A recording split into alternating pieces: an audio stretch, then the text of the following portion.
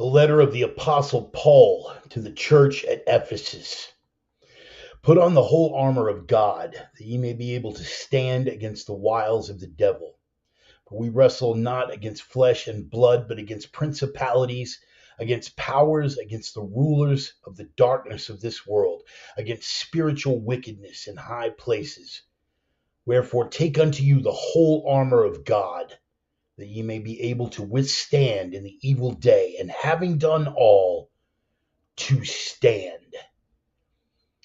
I got to tell you, man, of all of Paul's letters to the different churches, the letter to the church at Ephesus, Ephesians, has got to be some of the most powerful scripture in the entire gospel, if you're asking me.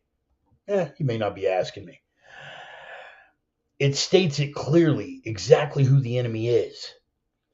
Not flesh and blood, but principalities, the powers, the rulers of the darkness of this world, against spiritual wickedness in high places. What more unquestionable truth could be spoken about the basic moral battle, about the basic spiritual battle between good and evil, and that we see manifesting its place today? Take unto you the whole armor of God, that ye may be able to withstand in the evil day. The ability to take on armor and to speak truth works on the spiritual and the physical level. And those principalities, those powers, those rulers of the darkness of this world, they would deny us both. While we're on the subject of armor, you got the armor of God, but just this week, a New York congressman came out wanting to outlaw the armor of man. That's right. This basic body armor right here, from your basic hard shirt for handgun and shotgun rounds, all the way up through, this full interceptor armor that I may or may not own 2 sets of with throat collar and groin protection. They wish to deny us that armor. That's right. Those rulers of darkness in high places would see that us ordinary citizens were not allowed the basic security. Now, what would they stand to gain by that? What did we go over last week? When they tell you who they are, believe them. It's one thing to outlaw weapons. It's something else entirely to outlaw something that is purely defensive. Now, they would go metaphysical and outlaw the armor of God if only they could. But right now, they'll be content to outlaw the armor of man. But beyond adorning yourself with armor, the ability to speak the truth. And there were some uncomfortable truths that came out this week. Once again, our best friend here, Merrick Garland, the weaponized attorney general, he was caught dead to rights. The FBI in the Mar-a-Lago raid against, this gentleman who we all know and love. We remember this iconic photo from that raid. As it turns out, this photo was entirely staged. Yeah, that's right. It came out in legal documents that this photo was entirely staged. Not one to be outdone.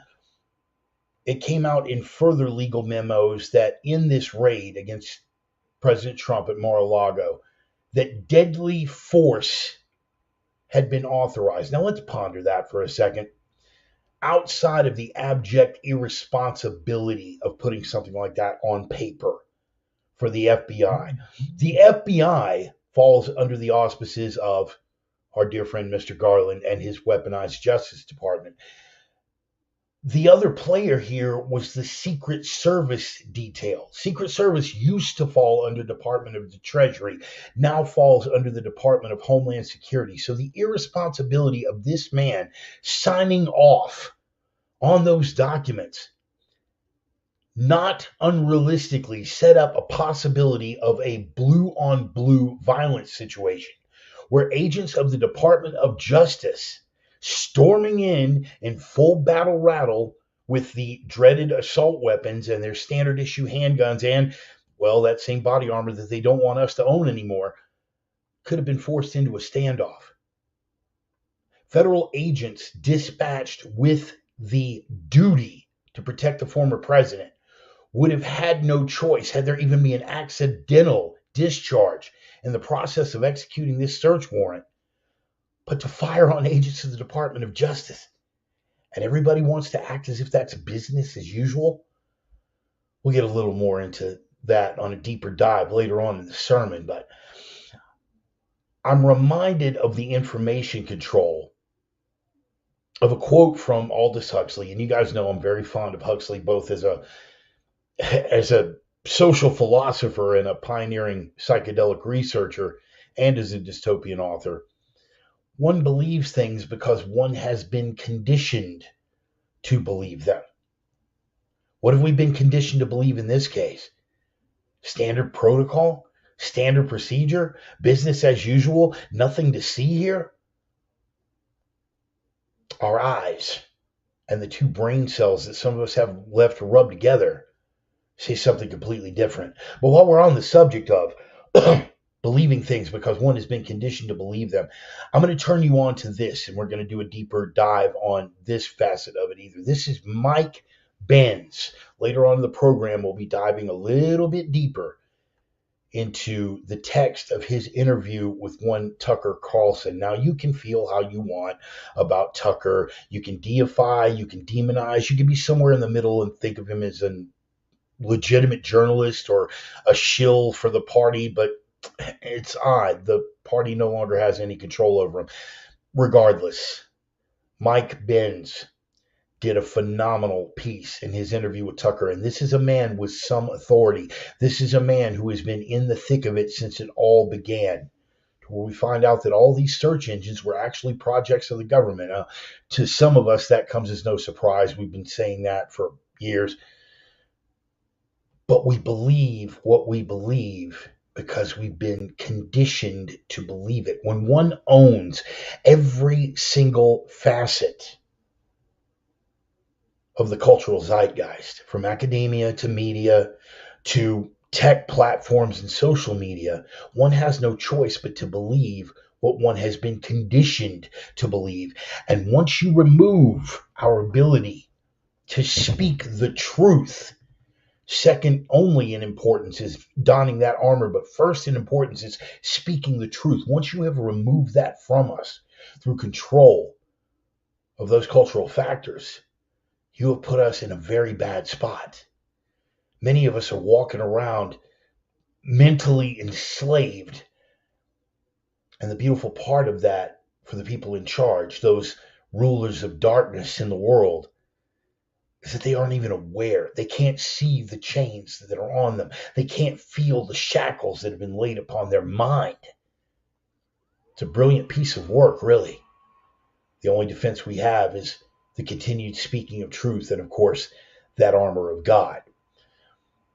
Man's greatest drive, said Orwell. You knew we weren't getting out of here without at least one Orwell quote. Man's greatest drive is not love or hate, but to change another person's writing, referring back again to Huxley. One believes what one believes because we've been conditioned to believe it. People will eventually come to love their oppression, to adore the technologies that undo their capacities to think. All you got to do is be able to shift that writing a little bit. All you have to do is to be able to go into Orwell's memory hole and remove history, to treat legitimate historical events as if it was something that never happened. Now, this, of course, is a finite resource. You know I never run out of enthusiasm for Orwell, but it's his less popular quotes that sometimes tell us who he is and who we are better than his more well-known works of dystopian fiction ever could. The point is that we are all capable of believing things which we know to be untrue. And then, when we are finally proved wrong, impudently twisting the facts so as to show that we were right. Does that sound vaguely familiar to anyone? Vaguely in line with any cultural movements today? Orwell continues, intellectually, it is possible to carry on this process for an indefinite time. Intellectually, it is possible to carry on this process for an indefinite time. The only check on it is that sooner or later, a false belief bumps up against a solid reality, and usually on the battlefield. In other words, we can spin up some high grade intellectual gymnastics to convince ourselves that our eyes and ears are lying to us, that those who seek our undoing are actually looking for our benefit, but eventually it winds up butting up against cold, hard, solid realities. And as Orwell said, usually on the battlefield, because by that point, the armor of God and the armor of man have both become necessary. The armor of God to insulate ourselves from spiritual destruction, and the armor of man because we are in a fight. Returning to Ephesians, that third verse, for we wrestle not against flesh and blood, but against principalities, against powers, against the rulers of the darkness of this world, against spiritual wickedness in high places. How about all of the above? But when we're talking about the truth and when we're talking about putting on armor, whether against the forces of evil or against the physical forces of man, the one that I always come back to is from the book of Isaiah. No weapon formed against you shall prosper. I take solace in that going forward. And I will don the armor of God and I will don the armor of man to be ready to face whatever challenges will befall us going forward. Knuckles up. The opinions expressed by the Reverend are his own and no one else's on the planet. Not friends, not foes, not supporters, not detractors, not sponsors, and now that we're 2 weeks in, certainly not employers for you Docs Happy Antifa maggots out there. They have been adjudicated thought crime in all jurisdictions. Consider yourself warned. They are coming from the heart. They are guided by the mind. They are guaranteed to choke you with a fat dose of truth cock, with a black latex glove and a fistful of truth. Here it comes, boys and girls. It is time once again for the Sunday sermon. How's everybody doing, man? I'm in a pretty good mood. Happy Memorial Day to all of you. We'll be doing a little bit on that, but right now let's see where the fire is. Everybody in for the drum roll, please. Here we go. Coming on, charging out of the starting gate as we do every single Sunday with that bumper music. The name of the band is Red Desert, a gun-stomping rock and roll band from the smoldering embers and ruins of the once great American city of Minneapolis, Minnesota. The name of the band is Red Desert. The name of the track is Older No Wiser. Every week I get a little bit older. Every week you guys get to decide if I've gotten any wiser. Some weeks I do better than others. I'm feeling pretty good about this week. Wait, see, we jump back over here into the roll call. See how many people made it out for the Memorial Day sermon. I totally understand if you couldn't make it. You got stuff going on with your families. But I knew Brother Bill was going to be here. William Wade, good to see you, brother. Very, very happy that you made it out. The original Cinder Sister herself, the divine Miss Emmy, is on board. Good score on that tomahawk steak. For you guys that weren't paying attention, it's like a tomahawk steak the size of my head, and it was labeled as something else, and she got it for like $10. So I hope that was good on the grill. We got the Sultan of Sarcasm, Joey, on board. I won't be able because the wife has been very ill this week, tending to her. Brother, you got priorities, man. You get a real life pass. Totally give you a pass on that one, Joey. But I'm glad you dipped in just for a second. The replay will be up there for you whenever you get a minute. Deacon Mark on the porch with his lovely wife, no doubt inebriating oneself, just a little sip at a time with a fine cigar to the side. Brother Steve Jetton making it out after a long time.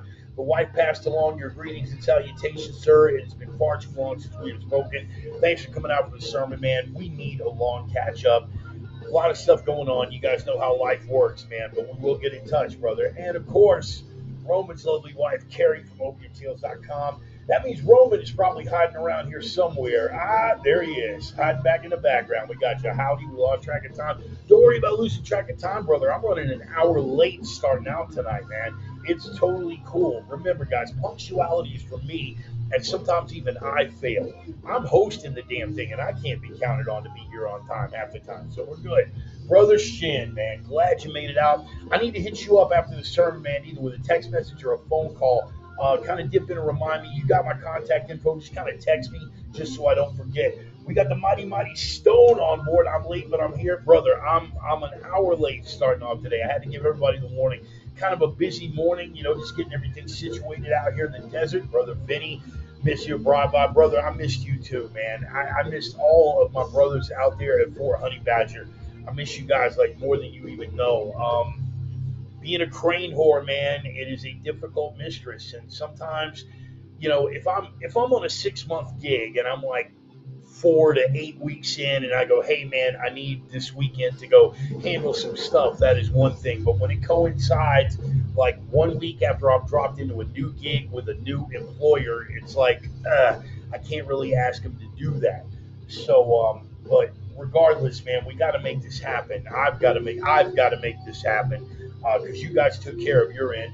I am told that you guys did a little bit of work with the Cossack whip, and that was enlightening. That's what I'm told. Sorry that I missed out on that, man. It had to have been fun for David, man. Glad you made it out. It had to have been fun for Sonny because he had both of his favorite crash dummies out at one broad-by. He had Clem and Jude. I don't know who got the worst of it, but it would have been worth the price of admission just to get out there and see that, man. It would have been fantastic. So, but yes, man, I've got to make it out. I've got to make it out, and I know Shin was thinking along the same lines, man. We have got a fine group of people. I consider myself no less than blessed by God to have so many upstanding men, real legitimate men, men of faith, men of strength, men of integrity, to have been placed in my path like that, and to have been asked by somebody on Sonny's level to be a part of this thing. It's my bet's on Clem. I don't know, man. I've been, Jude gets tossed around like a rag doll sometimes on some of these, man. He comes back all battered and bruised, but it's our way of showing love, man. What can we tell you?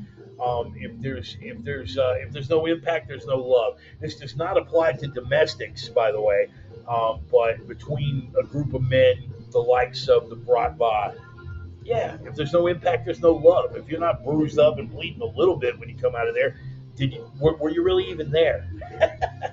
Sip of liquid enthusiasm to get us started here. Once again, shout out to Iron Infidel for their battle bottle.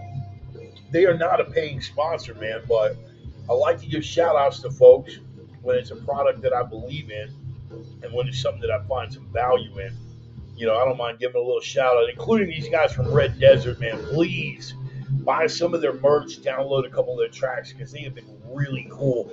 That is a banger of a track for our opening music, and they have been really cool about letting me use that, independent of any copyright arrangements. I don't have to pay any licensing or anything like that. Which a lot of doom bands are pretty cool like that. As far as like letting people use their music and stuff. But these guys went above and beyond because the stuff that I'm doing here, the sermon is not milk toast kind of stuff, man. This is not, we're dealing with politics that stand the possibility of offending people. There's always the possibility of some Stasi Karen out there who is going to get bent out of shape. They're going to hear that music and just be like, "Oh yeah, Steve, you like that? Yeah, it's called the Battle Bottle, and it's from a company called Iron Infidel. I don't have a banner for those guys, but look them up, Iron Infidel online, and it's called the Battle Bottle. And I've had this one since I was on the Facebook project in like middle of 2021, I think. So, and it's been a solid piece of kit for me. Anyway, there's always a possibility there's going to be some Stasi Karen who is going to hear some of the stuff on this sermon and get bent out of shape about it and go running back. It's like, well, he said the bumper music was like Red Desert. I'm going to look up their website and I'm going to scream and complain that they're providing aid and assistance to whatever the hell. I mean, come on, man. We all know the maggot factor out there, and there's tons of them. The Stasi Karens and the hooded maggots, they are all out there, and they're looking to do some damage. It takes balls, basically, is what I'm saying, for Red Desert to let us use that, like, completely unencumbered. No licensing fee, no nothing. Hey, man, that's your bumper music. That's what you start the show with. Knock it out.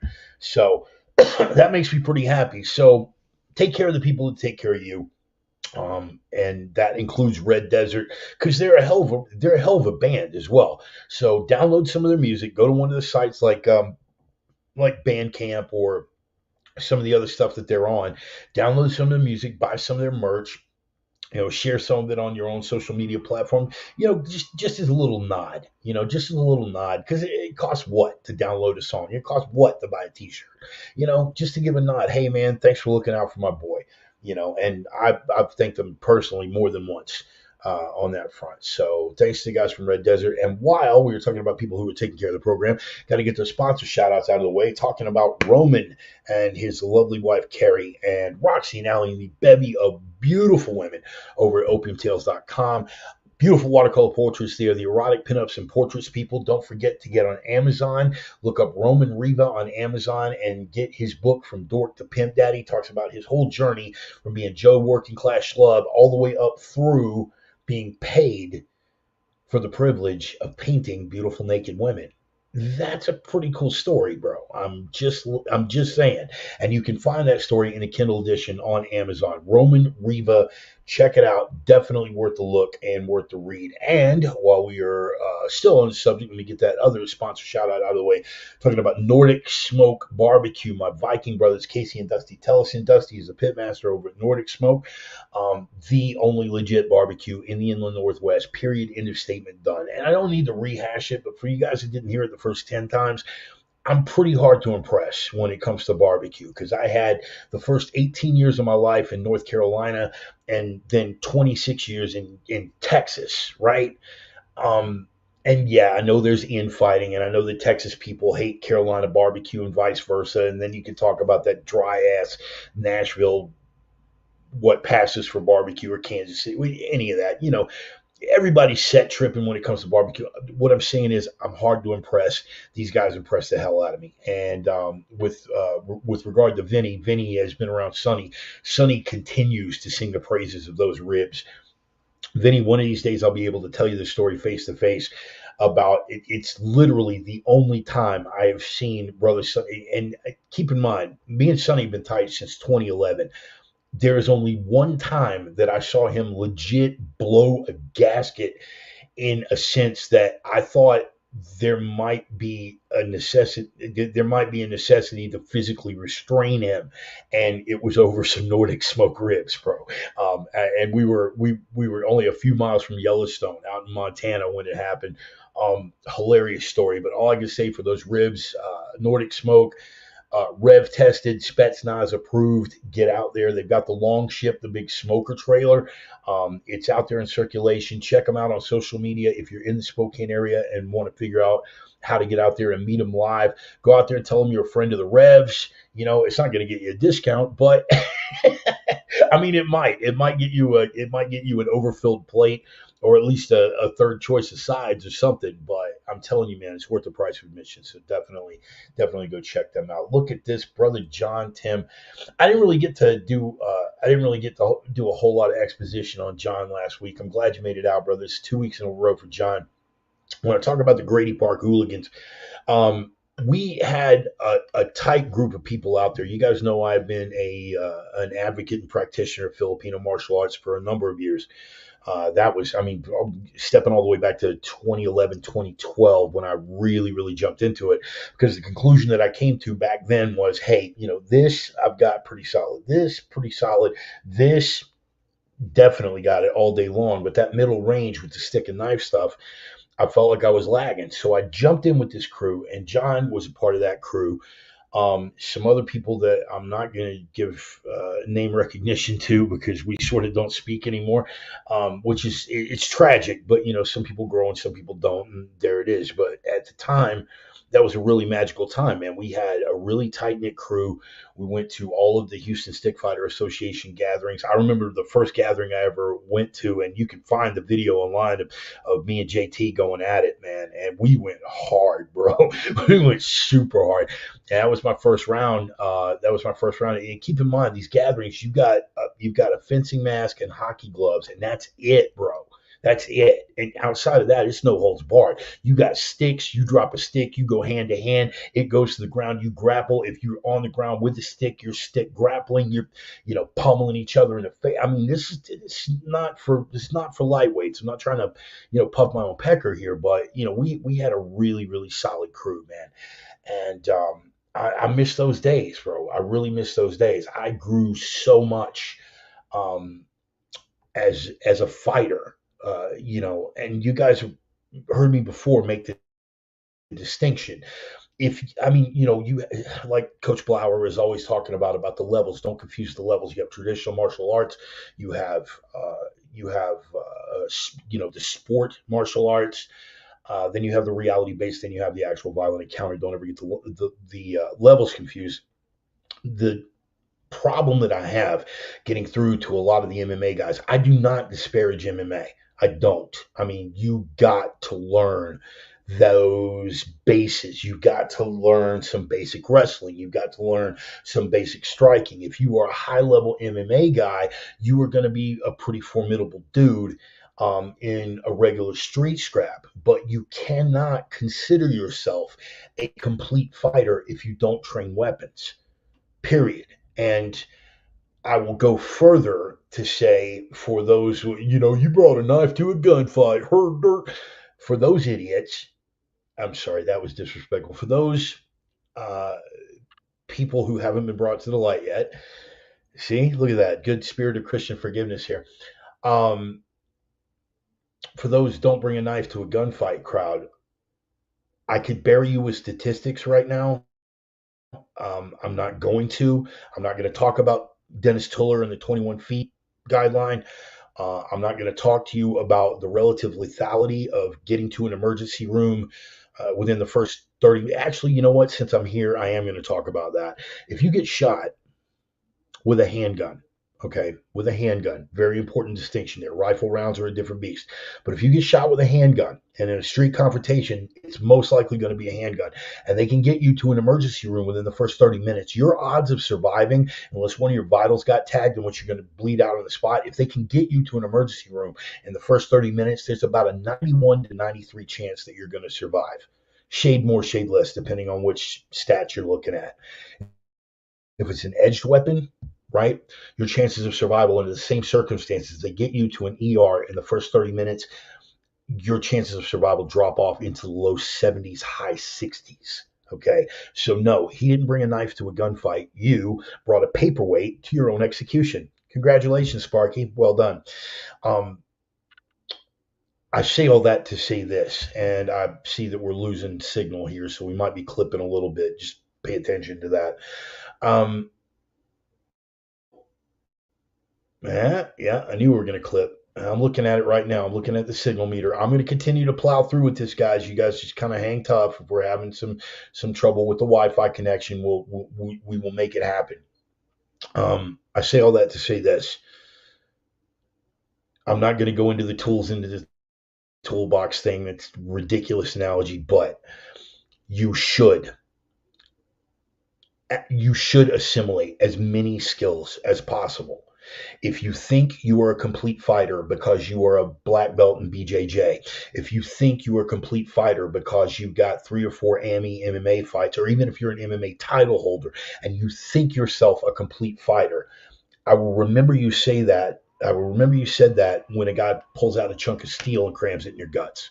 I will remember that when someone brings a hammer fist down directly onto your collarbone, or a throat strike. Okay, yeah, you know it all. You're a complete fighter. Um, I'm very, very thankful for the time that I spent with JT and that crew down there, learning those skills and making myself a more well-rounded fighter. Because at the end of the day, man, I'm 55 years old. I'm busted up. I've got replacement parts now. Um, the chances of me stepping into a ring or a cage are virtually nil. The chances of me going the rest of my entire life without some sort of physical confrontation are equally close to nil. particularly the way the world's going. Whether it's my choice or not, I can be smart enough to say I'm not going to go to places where stupid people do stupid stuff. I'm really trying to get the language under control. And John can tell you, man. John can tell you. I used to use the F bomb as punctuation. I'm really, really working on getting that under control. Um, the chances of me jumping into a ring or a cage are virtually nil. The chances of me in this day and age, in this world, getting through the rest of my life without some sort of physical altercation or confrontation, also virtually nil. So, does it stand to reason that I should be in doing MMA sparring, or does it stand to reason that I should continue to work those skills, work my penetration steps, work on the heavy bag, get an occasional bit of MMA sparring in, and spend more time learning the stick and knife stuff, more time learning the garment clear and the draw, more time working the hand transitions in movement and shooting on the move. Do you understand what I'm saying? So I love all of those facets individually. I am a huge fan of combatives across the board, have been since 1988. Muay Thai was my first art, and I've been a huge fan of combatives and such in all its forms.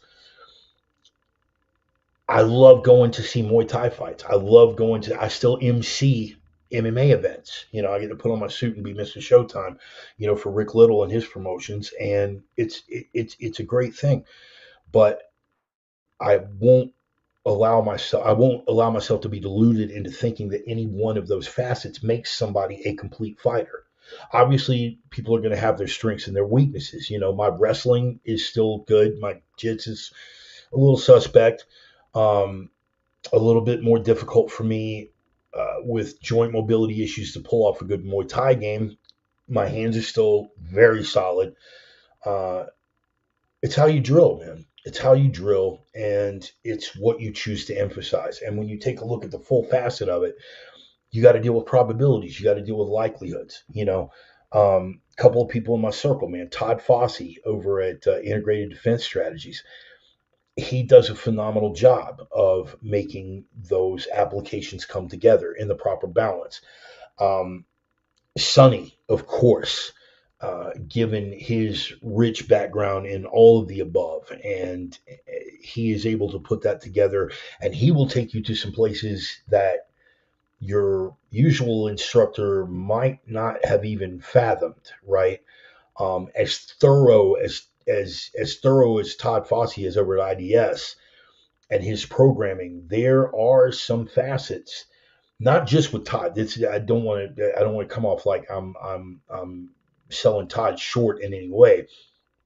Any instructor that I've ever worked with, whether it's Coach Blauer, who is a legend, whether it's Todd Fossey, whether it's any of the wrestling crew over at Paradigm, any of the guys that it has been my honor and my privilege to train with, there are things that come from Brother Sonny, not just because he's my brother, but because he's been in it, neck deep in it, and he's coming from, and again, not to, because Russia, because everybody knows that I'm a Russophile, and that's no secret to anybody.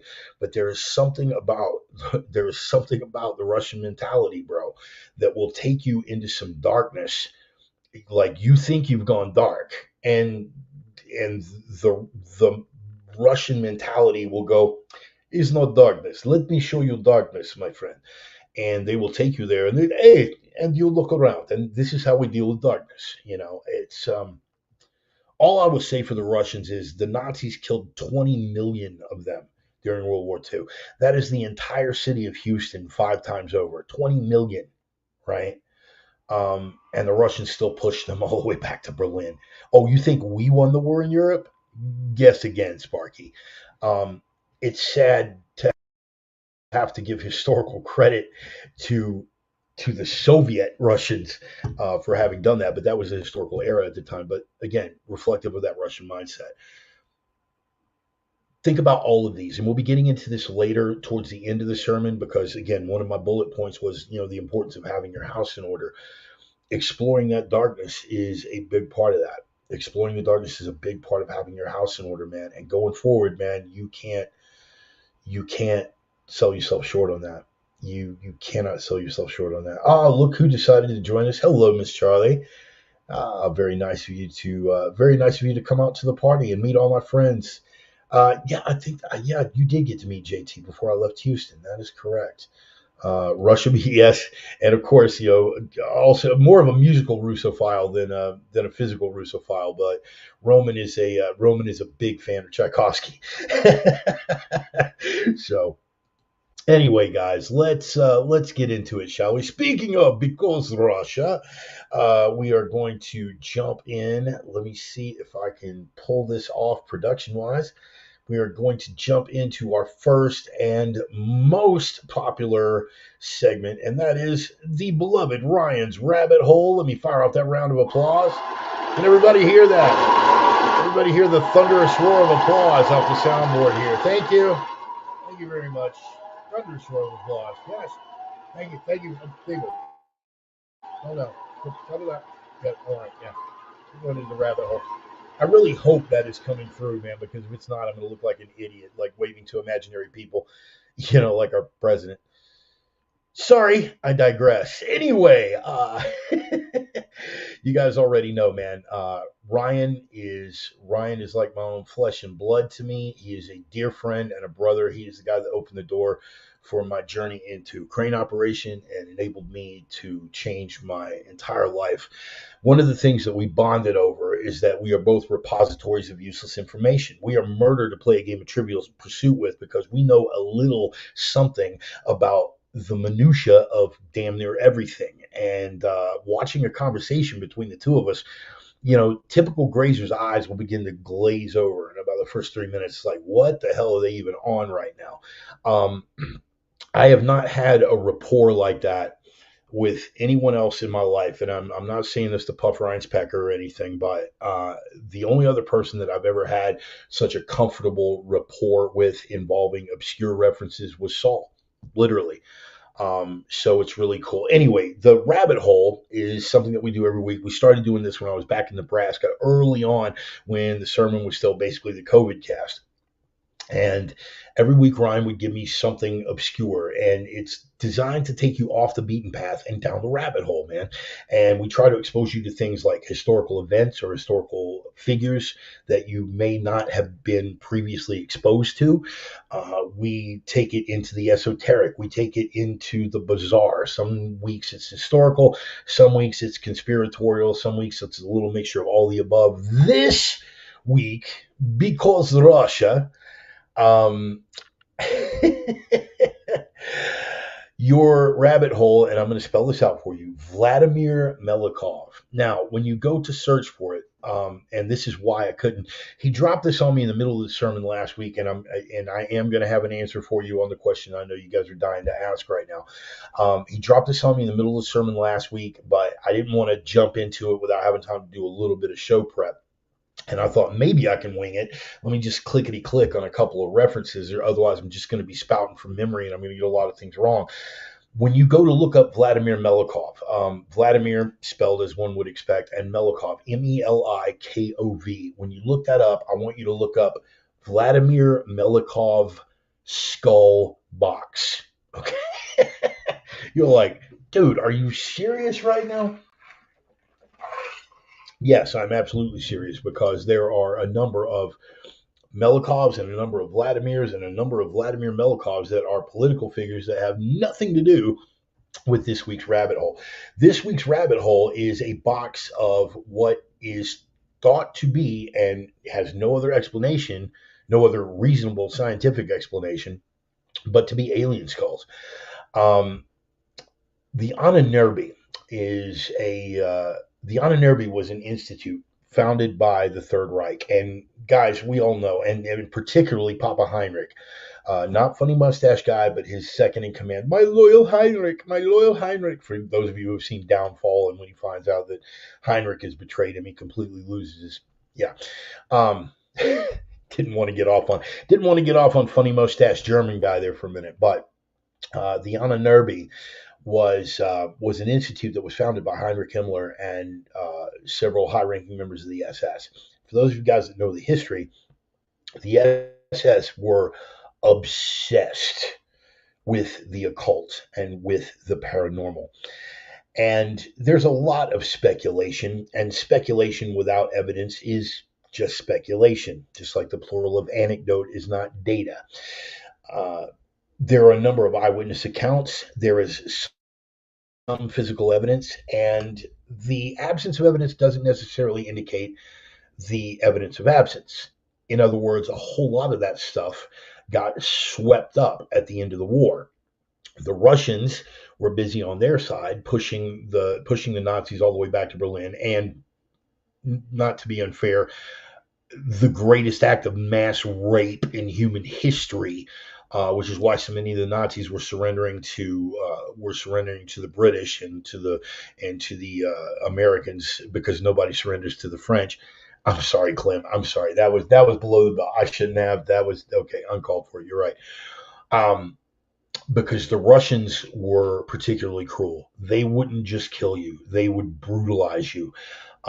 Whether you surrendered or not, if you were female, you were getting raped repeatedly to death. For all the horrible things that we've heard about what Hamas did to the Israelis, feel about that however you want. The greatest act of mass rape in human history were the Russians in Germany when they pushed the Nazis back to Berlin. In the meantime, the Americans were sweeping up everything that they could, particularly from Himmler's work and the work of the SS. All the people who had done the human experimentation, all the people who had been involved in the occult research, all of the people who had been involved in the paranormal research, all of their documents were swept up and spirited out of the country by the Americans very, very quickly, along with a number of top Nazi scientists, including several SS officers who were also known war criminals, who were brought to the United States under Operation Paperclip. Paperclip is a different rabbit hole. This one is for Vladimir Melkov. Vladimir Melkov is an investigative reporter on, let's say, the paranormal and cryptozoology. I don't want to put him in a box because Melikov has done a whole lot of work in a whole lot of areas with regard to the hidden facets of history, not only during World War II, but also post World War II during the rest of the Soviet era. A whole lot of things went on. The Nazis were doing experiments trying to contact aliens and conjure demons. The Russians were doing experiments trying to contact aliens and conjure demons. This is fact. Whether or not they were successful is harder to document, but the fact that they were trying, that's indisputable. So anyway, the Ahnenerbe, that concern that was founded by Himmler and the SS, they had a research station next to a cave, and it was Mount Bolshoi, that research station. And there were some Russians who were not involved with any of that stuff, who were exploring near the cave, and they found a stash. First, they found a briefcase that contained a ridiculous amount and a ridiculously important stash of Nazi documents from the Ahnenerbe. And I mean, like, from the institution itself. I'm not talking about like just like a couple of officers said. I'm talking like documents, like we did this and we were able to contact that. And some of the physical evidence that was found out there. And again, it gets buried. Okay, things get buried. You want to create confusion and you want to cry conspiracy and tinfoil hat, bro. I'm with you. I'm totally with you. I get why you would be skeptical. I totally get why you would be skeptical. In fact, it would be intellectually dishonest of me as a man of faith, right? As a man of faith who wasn't always a man of faith, to start saying, no, I don't believe anything without evidence, right? How could I say that and be intellectually honest, right?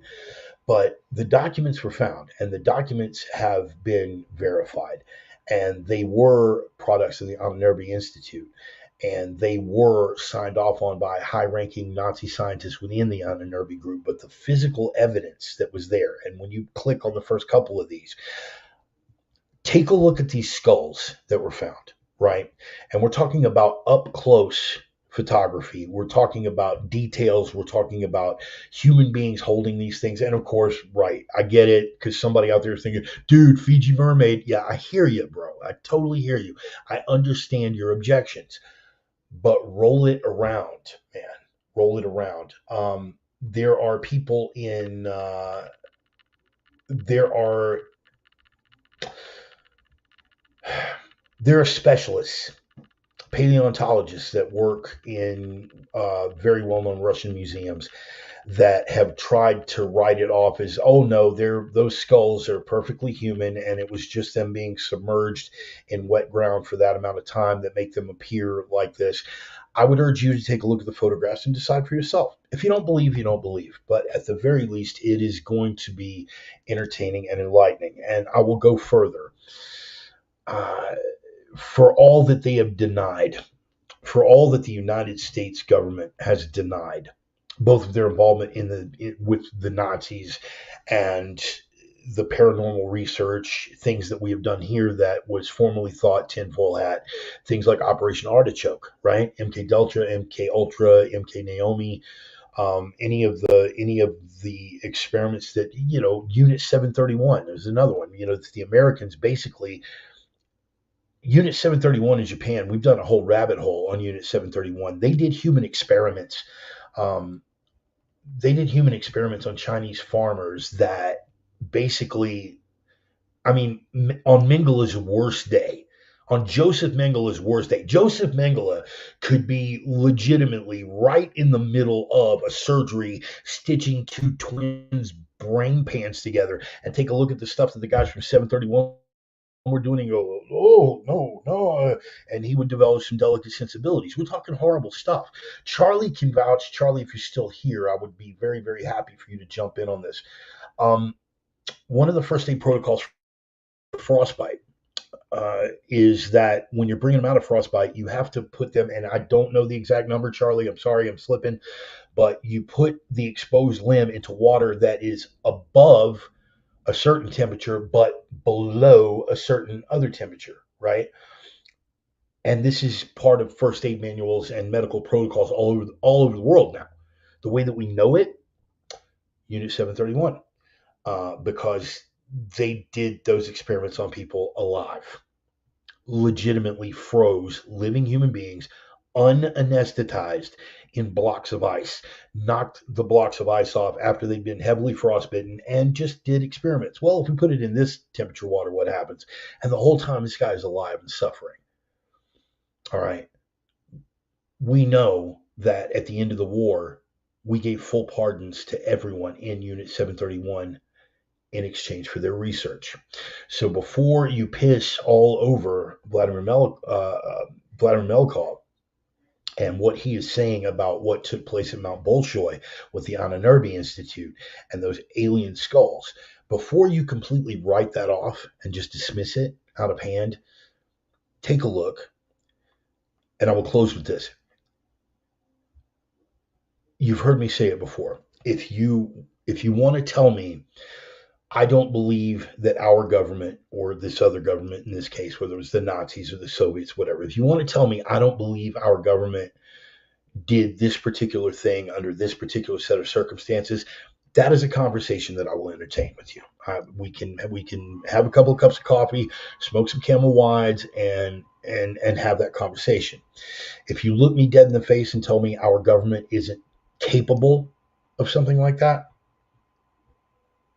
you and I have nothing further to discuss because of the things that I know that they admit to. Once you admit that you fed radioactive isotopes to retarded children,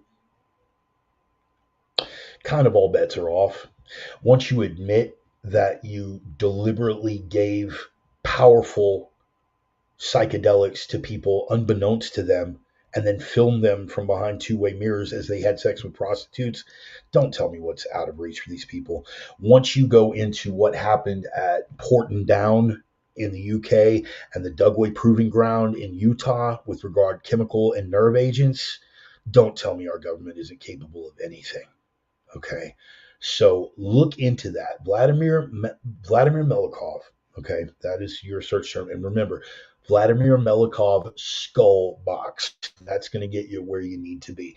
And while you're there, that's the purpose of the rabbit hole. Keep following it deeper. Don't just stop with that. Look into the SS and their involvement with the occult and the paranormal. Look into Nazis making contact with aliens. Some stuff is just ridiculous. Okay, some stuff we can concede is ridiculous. The flat earthers that say that there is an ice wall hiding Nazi, you know, whatever. Some stuff we can all concede. Yeah, dude, that's ridiculous. And even then, I won't rule it out. I won't. I think flat Earth people, for instance, are terminally stupid. Um, I get really bent out of shape when flat earthers call me out for not having strong enough faith because the Bible says the earth is flat and you are say you're a man of Jesus, so you're not a man of Jesus if you don't admit the flat earth. These people are beyond stupid. Having said that, if you drop the information on me that proved beyond any reasonable doubt, I would be compelled to change my mind. That's what it is to be intellectually honest. Same thing with Vladimir Melikov. Same thing with the Anunnaki Institute. Same thing with these alien skulls. You can reject it, but be prepared once the evidence becomes overwhelming. Like the fact that masks did nothing and the vaccine was not safe and effective. Once things get to a point, and now that vaccines are triggering cancers, and that people are developing ridiculous rates of cardiac problems and circulatory problems because of the spike proteins in the vaccines. You can deny that forever, but once the evidence becomes overwhelming, eventually you have to concede. Oh, hi, Charlie. Yeah, let me see. Yes, tepid water. Tepid water, don't want to shock them. I just didn't know what the actual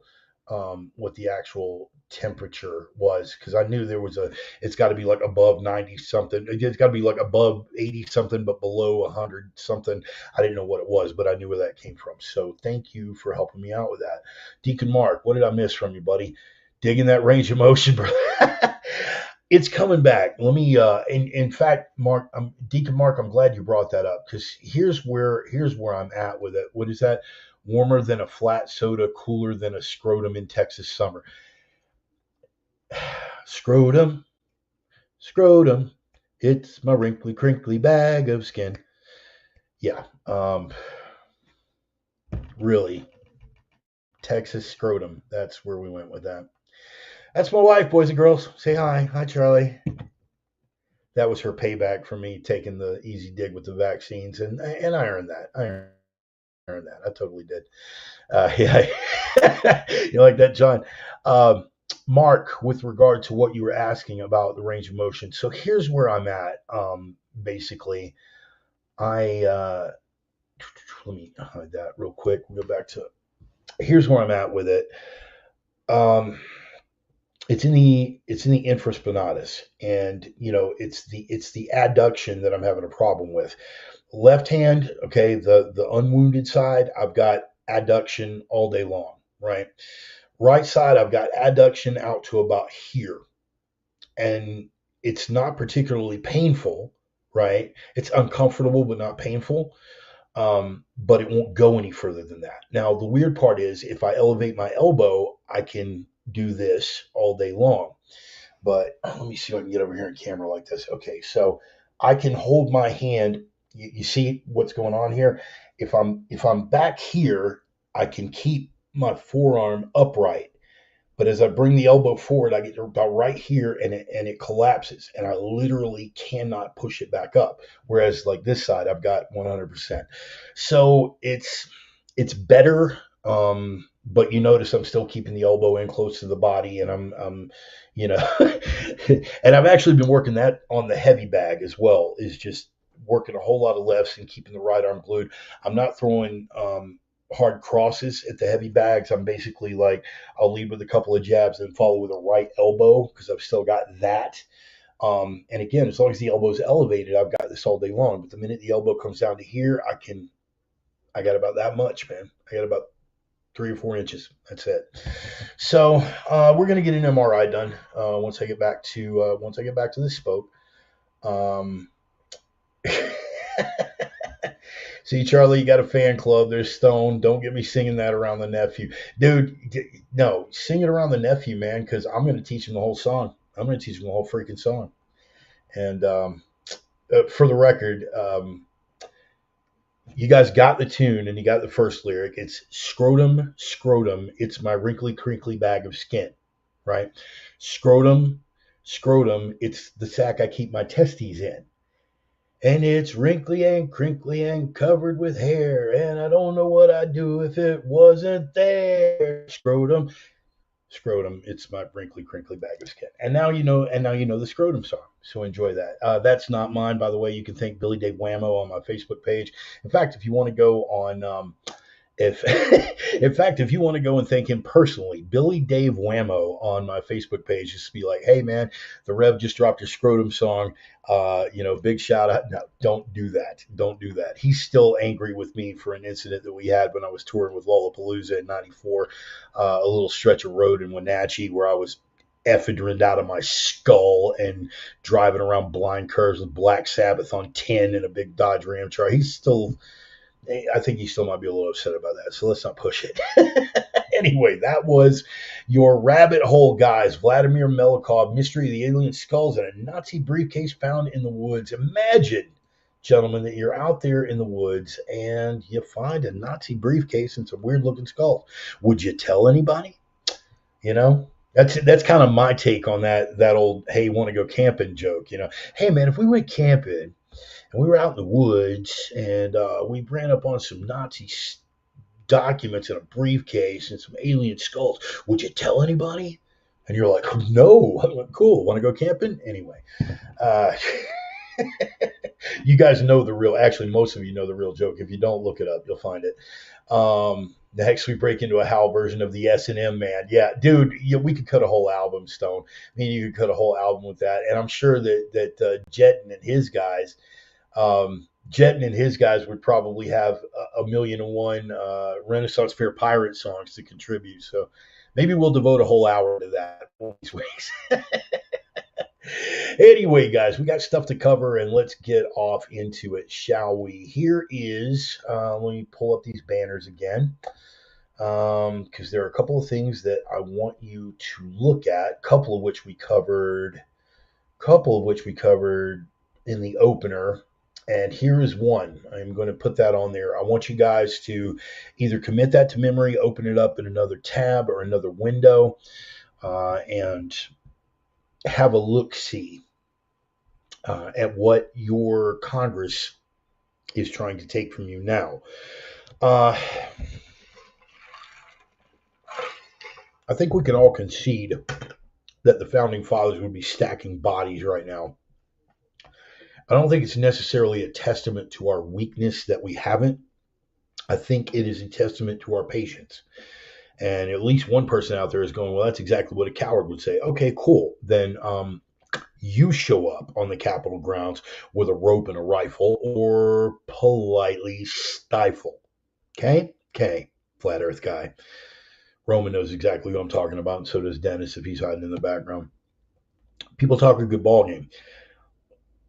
At some point, we will reach the breaking point. I think we're already way further than the people in power had anticipated. And I think that's going to wind up working against them in the long run because it's contributing to hubris now. Now they are literally stacking the playing field in advance. Okay. It is one thing. Look, I'm not going to belabor it because most of my guys here are gun people. And if you're not, and particularly if you're an anti-gun person, nothing I say here is going to sway you, regardless of its irrefutable factuality. The fact that it is ODP, hashtag ODP. You guys know what's ODP, baby? What's ODP? Objective, demonstrable, provable. Objectively, demonstrably, provably true. ODP. You down with ODP? Yeah, you know me. No matter what I say to those people, it's not going to sway them. So there's no point in beating it to death, nor is there any point in preaching to the choir about it. We know that all rifles, assault weapons included, all rifles, okay, across the board, If you total all of rifle related deaths year on year, without exception, year after year after year, more people are killed with hammers. More people are killed with bare fists, getting back to my combatives argument earlier. Fists, feet, and elbows kill more people than all rifles, including AR 15s, AK 47s. That is year after year. If you don't believe me, Google it. It's right there. Okay. So if you're seriously trying to impact gun violence, what would you be going after? You'd be going after handguns. Handguns have always been the overwhelming majority of gun related homicides and gun related deaths across the board, including suicides, right? Because who shoots themselves with a rifle or a shotgun besides Ernest Hemingway, right? Or, well, I was starting to say Kurt Cobain, but he was murdered. Anyway, um, important point being, they don't want to take those rifles away because they're trying to affect violence. They want to take those particular rifles away because if civilians are resisting a government turnover, if civilians are resisting a government overreach, they are the most effective weapons to fight. That's why they wanted to ban so-called assault weapons from day one. And now they are moving into body armor. Take a look at that bill, guys. House Bill 3247. Basically, they're trying to do the common sense and reasonable, moderate compromise. That's how it's always presented. They'll let you have body armor up to level 2, right? Like, again, getting back to, and I posted those pictures for a reason so we could go back to it for reference. Like this little level 2 second chance body armor thing here, that would still be legal under the bill. And that will stop most handgun rounds and most shotgun rounds. That's what that will stop. Okay. If you have a 5.7, if you were shooting a 5.7 from a handgun, right, an FN 5.7, it's going to go through and through both sides. If you have a 7.62 by 25, if you're still running an old Tokarev, if you're still running an old CZ70, if you're running anything that runs a 7.62 by 25, and I do happen to have a Tokarev, it's going to go through the whole front side. Bullet's going to stop before it gets out your back, but it's going to penetrate. That's level 2, bro. If you're even, and you can, and again, never take me at my word. If it sounds sketchy, Google it. Okay, I'm not your guru. I require that you fact check me on stuff. I won't ever deliberately bullshit you, but sometimes I just get it wrong. Sometimes I haven't updated my information. Level 2 will still be allowed. There was a vagary that would be allowed up to level 3. Now, up to 3 alpha. 3 alpha will stop just about any handgun round, including 44 Magnum. Shotguns are very, very powerful, but the energy disperses quickly. So even with slugs, besides the old Rottweil Brennick Sabot slugs, they're not very effective at penetrating vests. The bill says that you can have up to level 2, but anything that will stop a rifle round is, you're out of here, pal. You're out of here. Here's where it'll get twisted, okay? Because, and this was the same thing when they were talking about banning armor-piercing ammunition. You say, we're not going to allow armor-piercing ammunition. Okay, that's cool. What would armor-piercing ammunition be? Anything that could be fired from a handgun that would penetrate a police armored vest. See, police and military, they're still, armor good, right? Civilians armor bad. Here's the flip, and here's the tipping point. And I warned people that it was going to be used on the armor-piercing ammunition front. Yeah, Bart, you're just being, and that was exactly how they wound up banning an entire class of weapons. The Thompson Center Contender pistol, okay? Look it up if you're not familiar with it. The Thompson Center Contender pistol. It is a break action, right? It's a breech loaded break action single shot handgun, okay? They have barrels for the Thompson Center Contender in everything all the way up through 460 Weatherby Magnum. Okay? So if we're talking about something that can be fired from a handgun that will penetrate an armored vest being illegal, everybody gets caught up in, well, who really needs like steel core, 9 millimeter, and who really needs like tungsten hardened, blah, blah, blah for their 9 millimeter, their 45. Okay, great. But we're not talking about that, because what they're going to set the boundary on is I can take that Thompson Center Contender, right? It's a handgun. I get a barrel for 308 Winchester, which is a rifle round, and I fire it. What do you think is going to happen to even a 3 Alpha? It's going to penetrate, isn't it? Right, because it's a rifle round. However, because it's fired from a handgun, it's now armor piercing ammunition, and they can ban an entire caliber. And you think I'm crazy, but they banned an entire class of weapons behind that. Do the dive, do your own homework. So now that's going to get flipped on us again, because they will say that anything that can stop a rifle round, right? Anything that can stop a rifle round is off limits. How many rifles do you know of in, say, 17, right? 17 caliber rimfire? How many rifles do you know of in, say, 22 long rifle or 22 rimfire magnum? A level 2 vest will stop that. So when they go and they're making their determinations on what is or isn't capable of stopping rifle rounds, they just show up to the range with 17 Henry. They show up to the range with a 22 rimfire magnum. They fire it at your level 2 vest.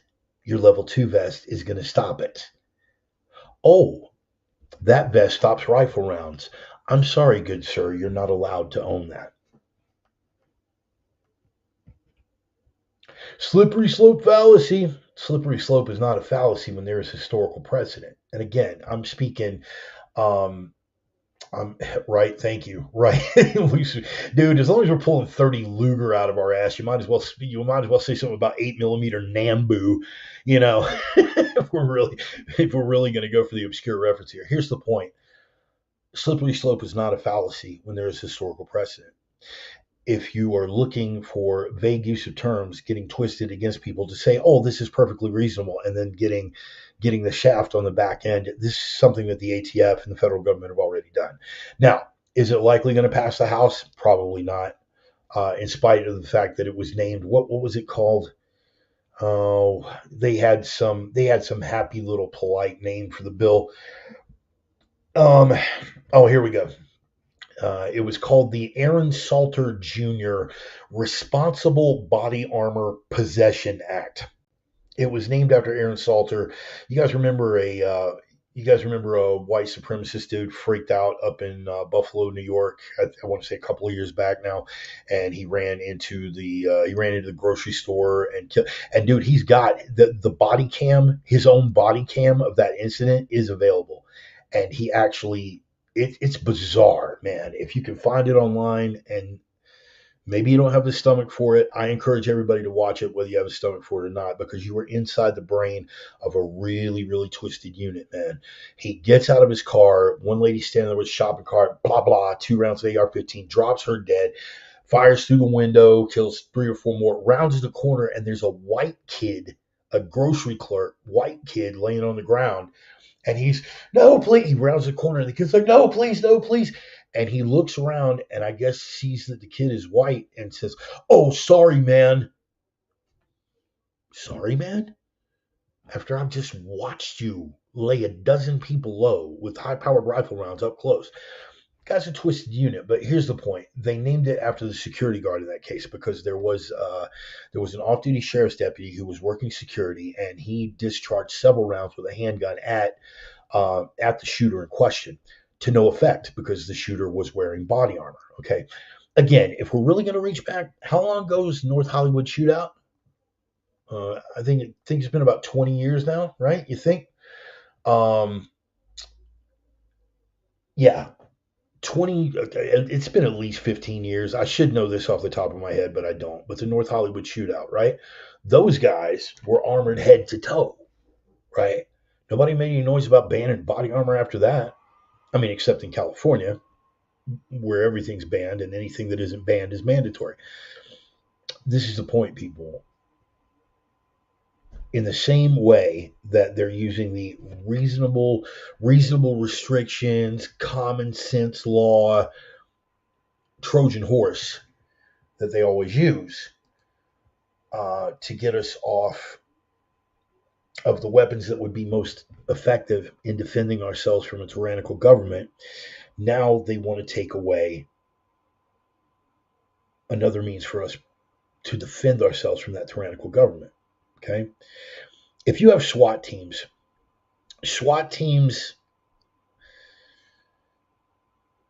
I'm being way too general here. Okay, I want to let you know from the outset, I realize I'm being way too general here. But on the typical op against someone who's not just dug in like an Alabama tick, SWAT teams enter carrying pistol caliber carbines. Why pistol caliber carbines? Because pistol rounds, if you miss the bad guy, are less likely to travel through three walls and the next house over and kill grandma, right? You come storming in there with 5.56 or God forbid 308, there's no telling where that bullet ends. If it doesn't end in the bad guy, there's no telling where it winds up. So the responsible move is to come in with shotguns and pistol caliber carbines, like your MP5s or your H&K UMPs, and either 45 caliber or 9mm. Okay, if you're wearing a basic 3 alpha, and guys, go ahead. I'm not going to do the homework for you. Go ahead and look up the different classifications of body armor. One of my sets of body armor is a plate carrier, right? That was gifted to me by a dear friend of mine, Mad Mike Galatian. He's a great guy. He was ex-Ranger, did a couple of gigs with Blackwater, DynCorp, really great guy. He gifted me this thing. It's 3 alpha. It's a plate carrier that's 3 alpha. Okay. The carrier itself is 3 alpha, and it's got front and rear pouches for chicken plates. And I run a metal ceramic hybrid set of chicken plates in that plate carrier. A 3 alpha hard shirt by itself is going to stop the majority of handgun rounds, even fired from a pistol caliber carbine. With that increase in velocity, standard 3 alpha hard shirt is going to stop that, particularly because if the cops are coming in, they're not using military ball, they're using hollow point. Well, hollow point's more deadly. Yeah, but why? Hollow point's more deadly because it slows down, expands, and dumps all its energy into the target. If there is something between that bullet and my flesh to absorb that energy, guess what? It stops and goes bye-bye. That's just the plate carrier by itself. If I've got the chicken plate up front, even if they come storming in with a 5.56, I'm going to take 3 or 4 rounds to that plate with a 5.56 before I'm going to get some spalling. You can look that up. I'm going to have some broken ribs and some internal bruising. What I'm not going to have is a penetrating wound with, a 5.56 round. And for as much as I jack with AR-15 guys, getting shot with a 5.56 is not really high on my list of priorities. Okay, I jack with you guys because as an AK guy, I'm sort of required to. But no, getting hit with the mouse gun round that I'm always deriding, I don't want that.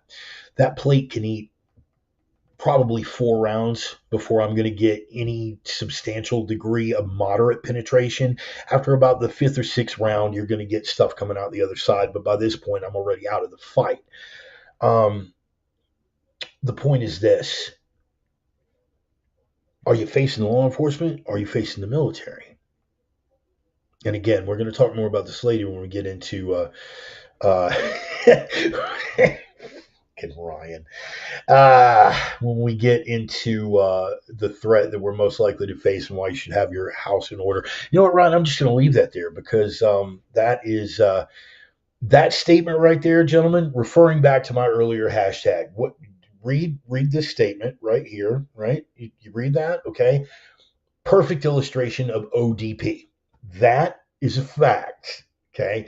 Objectively, demonstrably, and provably factual. Bart is gay for the AK all day. Thank you for coming out to play. I'm a poet and didn't realize it. Yeah. Anyway, John already knew, man. JT already knew. Um, Here is, oh, and by the way, cool. Ryan and Steve, I'm glad you guys met. Yeah, Steve, Ryan is the guy that I told you about that set me off on this journey and opened this door for me. So, yeah, man. Yeah, why don't, yeah, right. Why don't don't the cops follow NATO rules? I don't know, man. I don't know. Ask anybody at Ruby Ridge or Waco. Too soon? Um,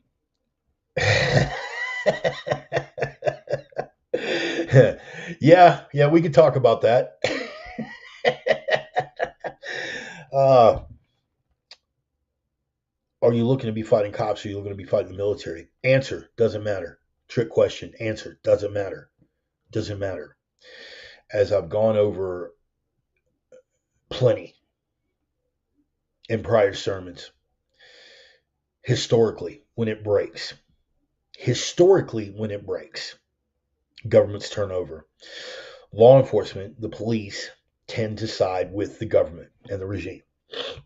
The military tend to side with the people. Now, Joey and I have disagreed on this, but I've actually, again, you have to be ready to change your way of thinking in light of new information.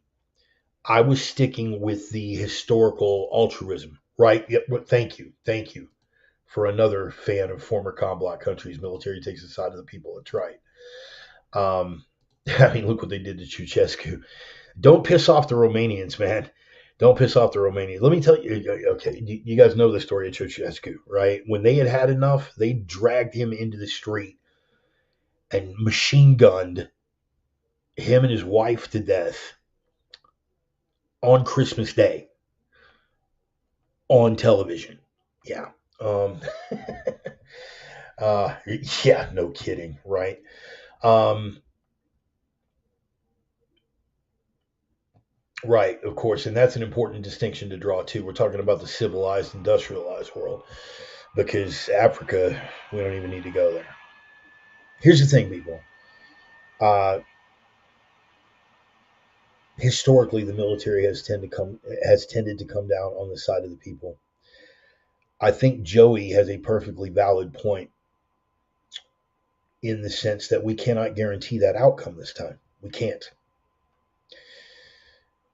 All of the old school officers from Michael Flynn on down have been purged, right? All of the real warriors. People say, well, war is too important. Some people say war is too important to be left to the generals, and then Doctor Strangelove would say war is too important to be left to the politicians. Now there is no distinction between the generals and the politicians. Not only that, but you have the DEI woke push in the military. You have things that improve everything about the military except combat effectiveness. Whereas before, it was a no brainer because the majority of the U.S. Army, in particular, Marine Corps, the actual boots on the ground who would be doing the shooting, were poor white men and black men, primarily from the South. Those are people that had integrity and would not be inclined to shoot their fellow citizens. That can no longer be guaranteed. You are still going to have, in my estimation, and maybe I'm being way too optimistic here, you are still going to have a good 30 to 40% of the United States military that will refuse those orders to fire on their own citizens. 30 to 40%. And that figure is dropping every day. Why? Because they're doing the citizen soldier thing. It's another thing about the open border that works in the long term. And you can slippery slope fallacy, whatever, man. We're talking about a historical precedent, and the current we're talking about the current mechanisms that we get to see play out in real time. You let 9 million immigrants flood over the border and say, hey, you can get citizenship. All you have to do is serve in the military. Do you think those guys are going to be hesitant to fire on U.S. citizens? If killing this citizen is the only way that I get to become a citizen, you really think they're going to hesitate. So that's something we're taking into account.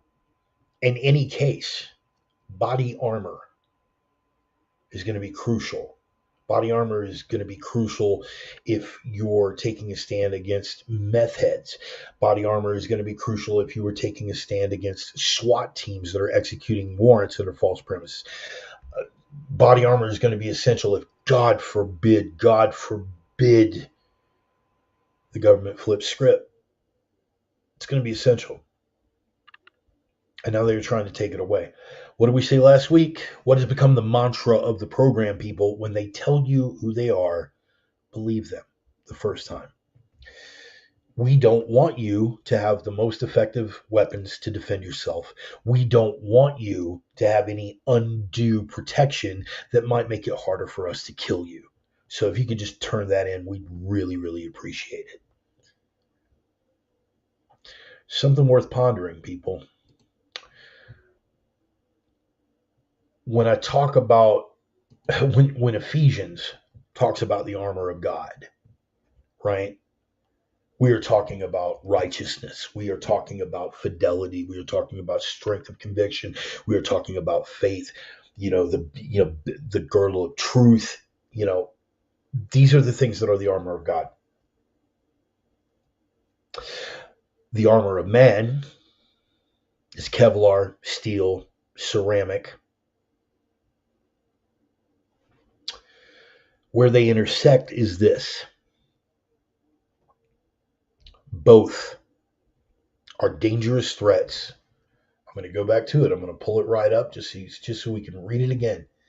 Both are horribly dangerous threats against principalities, powers, rulers of the darkness of this world, and spiritual wickedness in high places. Whether you are wearing the armor of God or the armor of man, the people who are the purveyors of darkness in high places, those principalities that seek to push darkness, that is a threat to them.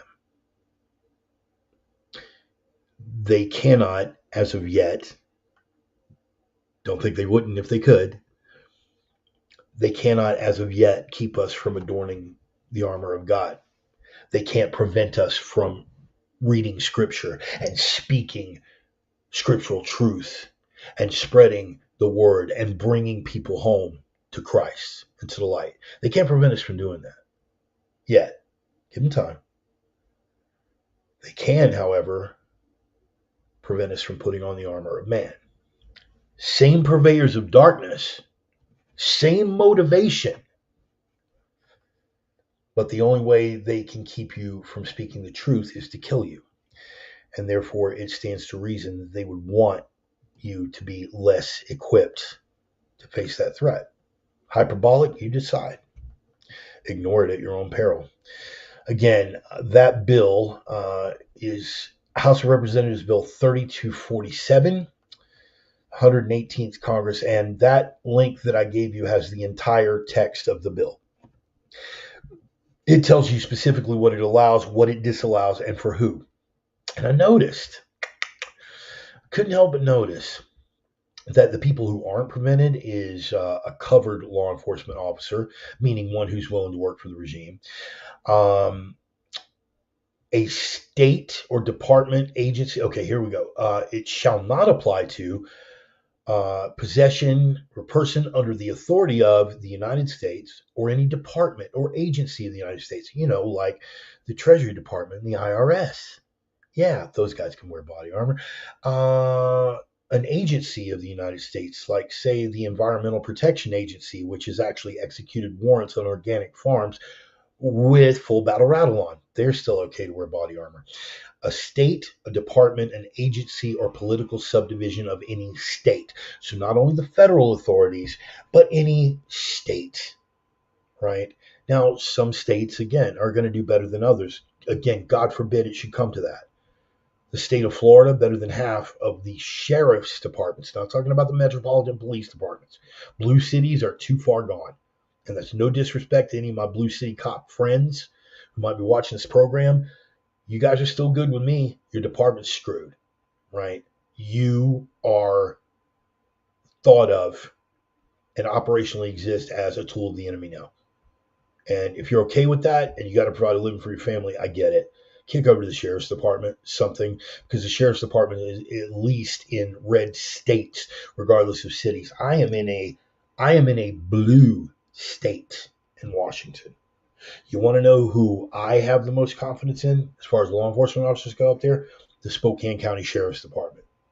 When it took us 2 years plus to shut down that dope house across the street, those guys communicated with me. I had long conversations with those men, and we agreed in our lamentations. It would be nice if we could just roll up in there and waste everybody and drag them out by their faces. It would be great. But the same constitutional protections exist for them that exist for me, and thank God for that. That was pretty much their opinion across the board. And I thank God for them. Your sheriff's departments, those are the ones you're going to go to, right? Those are the ones, if you can trust anyone, it's going to be your sheriff's department. The state really depends on the state. Texas DPS, flip a coin. Florida state troopers, maybe, right? Bet your ass that Washington state troopers would kill American citizens without batting an eyelash. California, they salivated the prospect of it. This is how polarized we are. And I'm not saying this specifically to be disparaging. I'm just speaking the truth. And if the truth hurts, well, saddle up, take a Midol. But yeah, 3247. That link that I gave you is the entire text of the bill. It's a very short bill. So there's no equivocation. There's no specificity. There's no, it's just basically we're taking everything. We're taking everything. That's what's in the bill. In the bill, it's like you just can't have anything, period. When they called them on it, they backed down and said, oh, no, you can have it. Just it can't. You can't have anything that stops rifle rounds. Oh, okay. Like a 22 LR. What does LR stand for again? 22 long Remington, 22 long rim job, 22 long rifle. If your armor stops at 22 LR, you can't have it. By that token, any of my guys out here, a couple of you that have been to the penitentiary and seen what inmates yes, I would imagine that they do, as well as some Egyptians with the door marks. I believe that. I believe they will have that bone to pick, and rightfully so from a historical perspective. My guys out here who have been with the penitentiary, who have been to the penitentiary, can tell you that they have seen things made out of magazines and newspapers that will stop a shank, or at least impede the progress of a shank. And in all likelihood, that level 12 paper mache that they have put on, or whatever, aluminum they could steal from the kitchen to put in, would probably stop a 22 long rifle. Probably. I'm just saying they left it that vague for a very specific reason. They knew exactly what they were doing and why they were doing it. And if you doubt that, hell, man, I really don't even know what to tell you anymore. So, the armor. And what did I say besides the armor of God was the ability to speak truth? What was the bullet point? The bullet point was the importance of communication. So you've got the armor of God and why they want to take that away. You've got the armor of man and why they want to take that away. And third tag in the bullet point was the importance of communication. Now, before we even go any further with that, let me see if I can find that. Mark Benz. Here we go. Not that one. Mark Benz. I'll throw his picture back up on here again because we had that in the opener. This gentleman right here, or Mike Benz rather, Deconstructing the Censorship Industrial Complex with Mike Benz. Guys, I want you to take a good look at that. I want you to find it on YouTube. I want you to download it, and I want you to listen to every last bit of it. It's going to be the best. It's going to be the best hour that you have spent on the internet since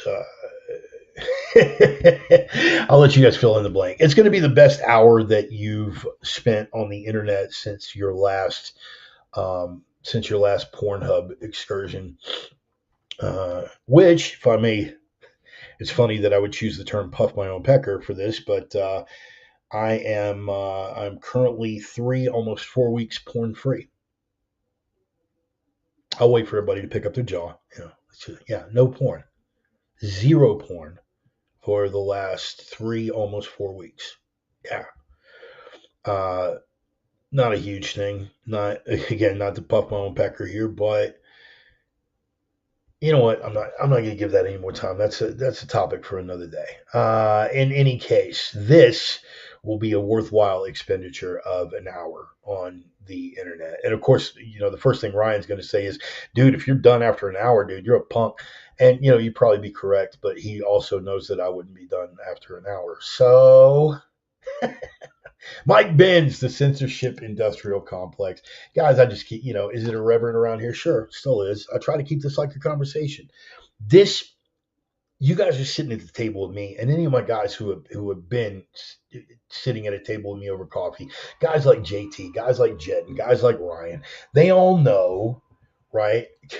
I know this. You didn't have to give up all the secrets. Um, Look at that. Oh, brother, I'm so glad. I'm so glad. Well, you showed up for the right one because we're going to be talking about some of that here in a little bit, bro. That's outstanding, Jet. That is outstanding. What is that? Last Pornhub only took me 8 minutes. I'm good to myself. Hey, good, man. Uh, you guys know that have been around me. Guys like JT, guys like Jetton, guys like Roman, guys like Brian. This is me, man. Like what you were seeing here is pretty much the same as if you were sitting across. Deacon Mark can tell you, man. This is what you see is what you get, bro. Me doing this podcast, me doing the sermons is literally no different than me sitting across the table with some coffee or ginger beer and some cigarettes and just shooting the breeze. So when I go off, yes, I get really intensely focused on stuff that I'm talking about, even at the table. You'll see this and the vein, that Charlie's always picking on me for. No, that not this vein that you're always picking on me for. Yeah. That's the way I've always wanted to keep it with this. I want you guys to feel the comfort level that you would feel just sitting around having a conversation, man. That's why I've kept it like this. So, what is it? Switch hands and gain a stroke? No, I can't switch hands and gain a stroke. But what I often here's my take on this sitting on your hand till it falls asleep thing.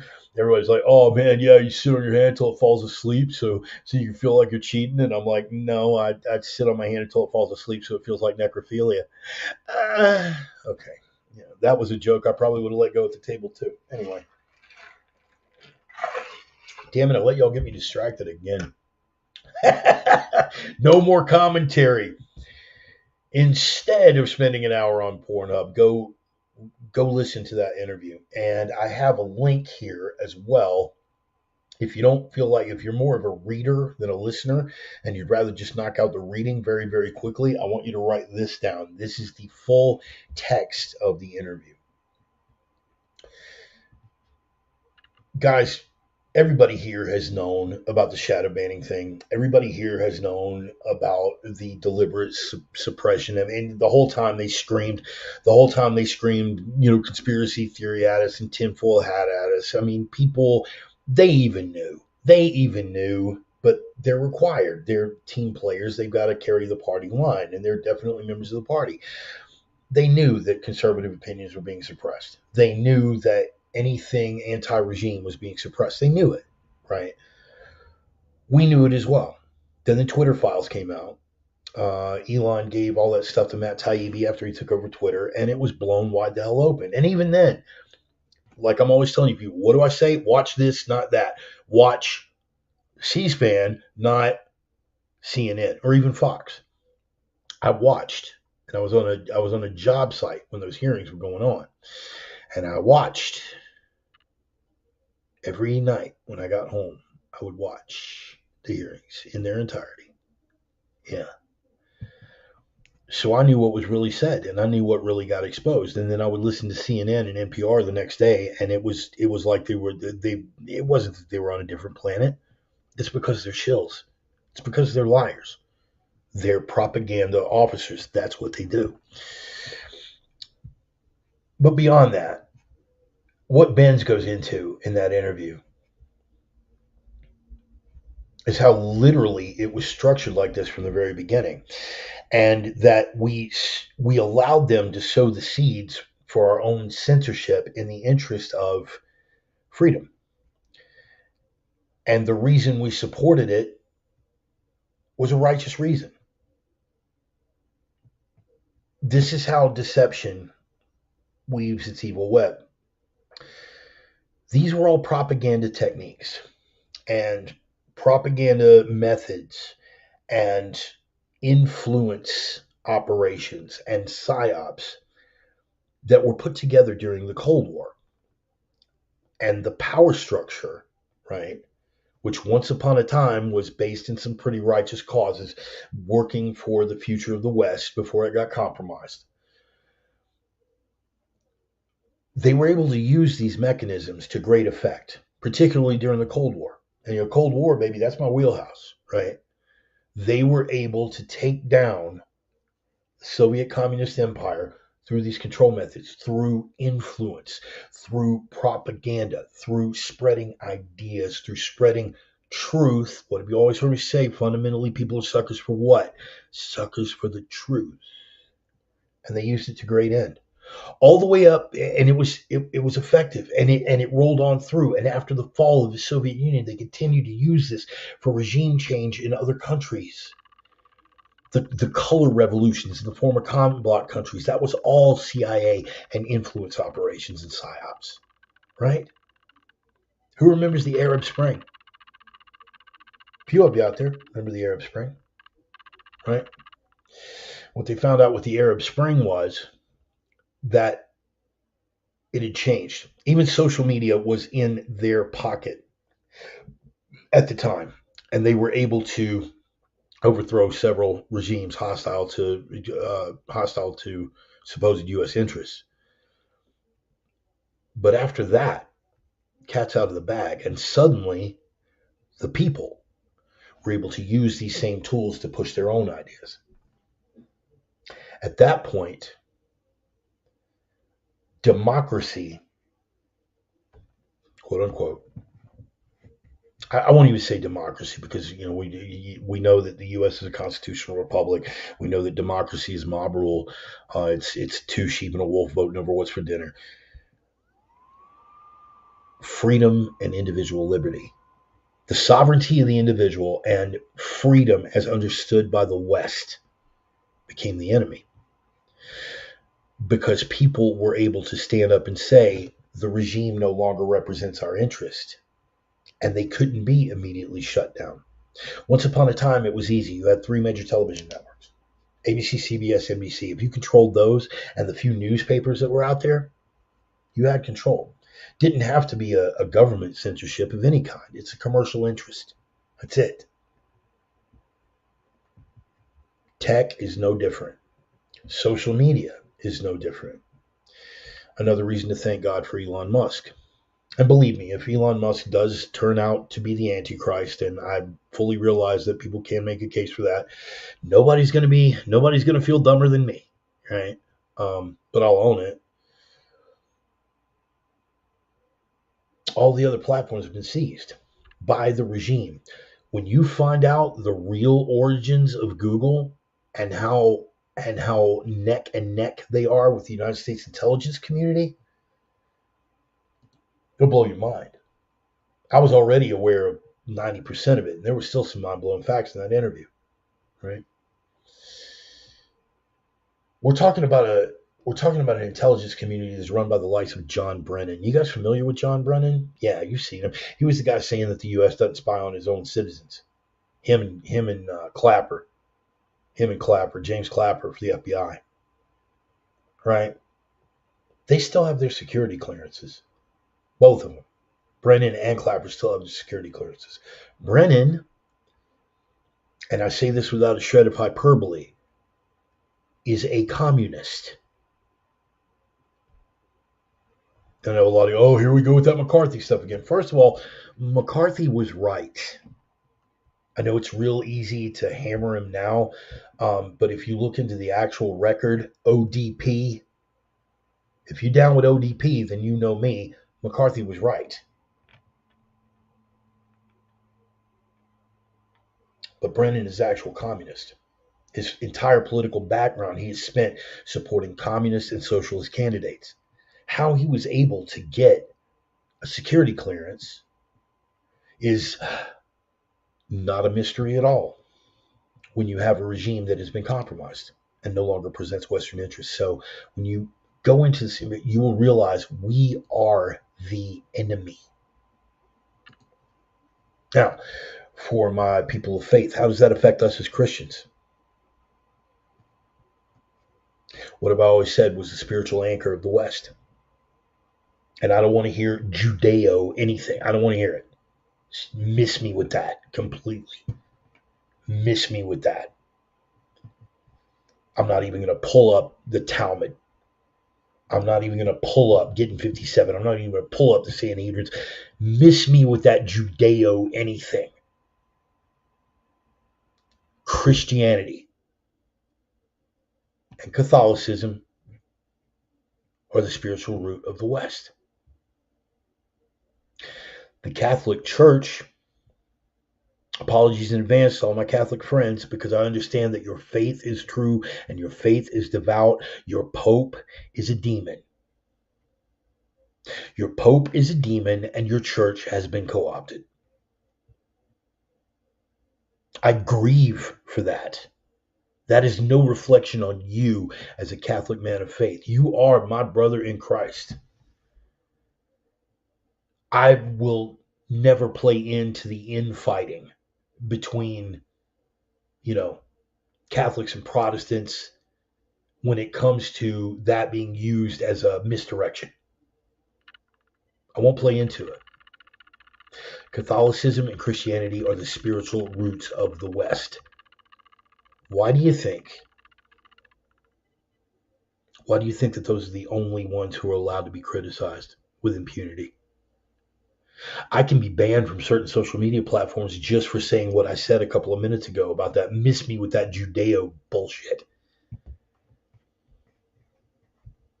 And they're tightening the rules on that. If I say 6 million, get GTFO, I can be pulled. If I say that Israel, the secular, Christ-denying state of Christ killers, is committing a genocide in Gaza, in spite of the fact that I have no love for the Gazans, if I could just acknowledge that fact.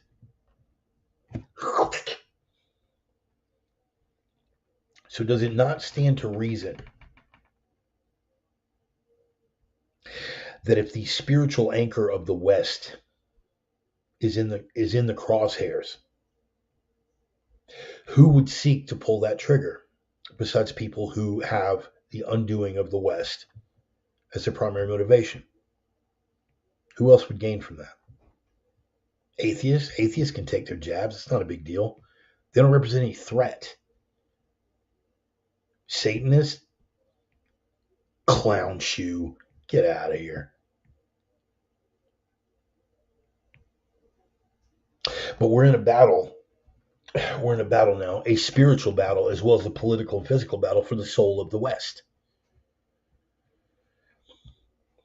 So yes, when they're talking about information control, how do you undermine a culture? You undermine those cultural institutions.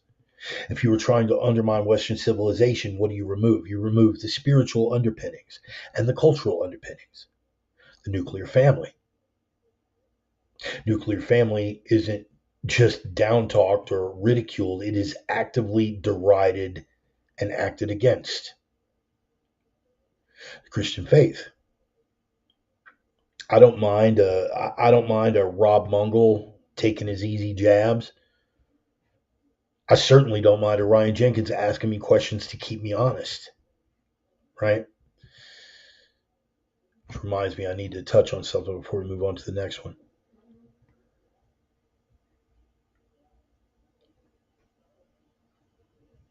You remove their knowledge of their own history. You tell them that all their founders were evil and that the principles that the society was founded upon were evil. You take 2 generations of, I don't need to do this. I just need Desmonov. Yuri Desmonov.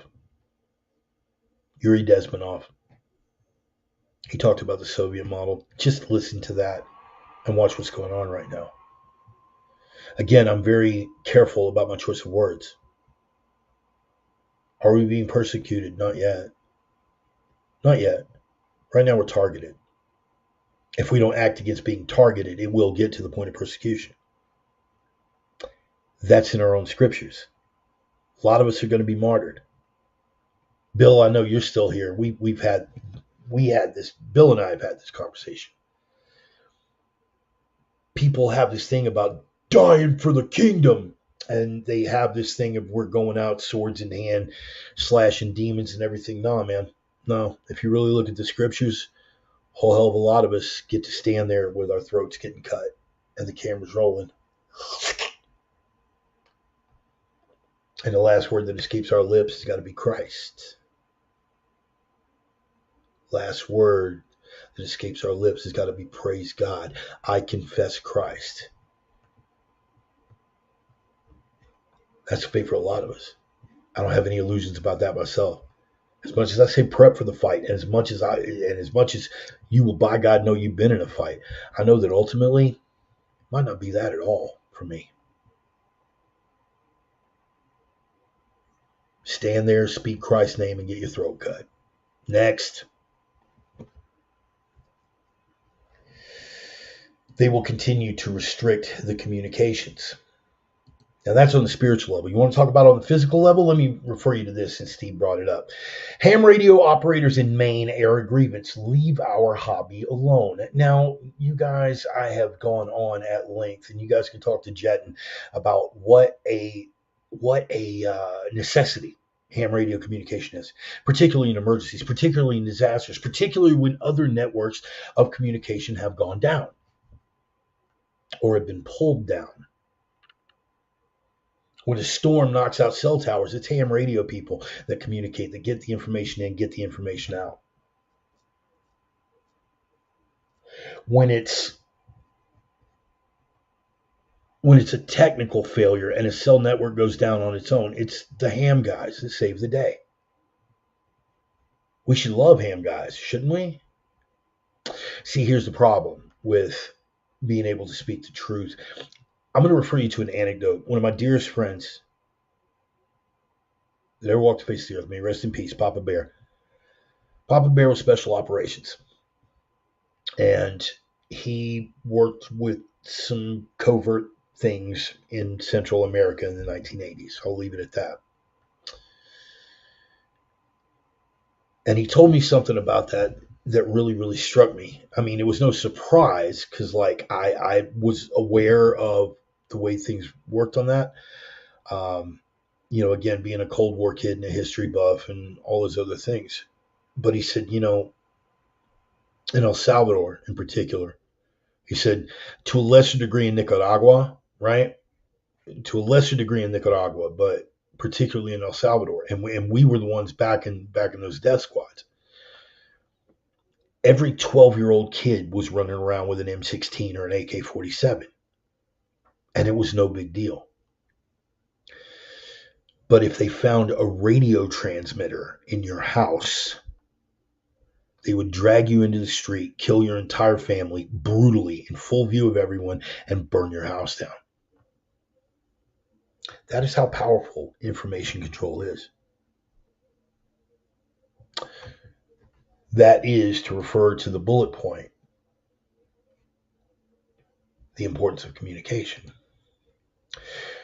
So they can't control the internet anymore without killing Elon Musk or pulling X down. That's not going to happen. They can't control that anymore. They can shut the whole thing down. So where do we go then? Two-way radios. So starting in Maine, right?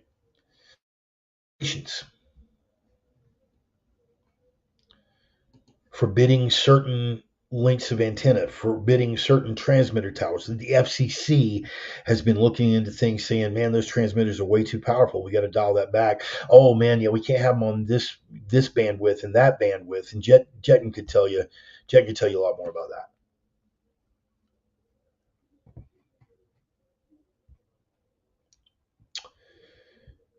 So they're cracking down, and in California, okay,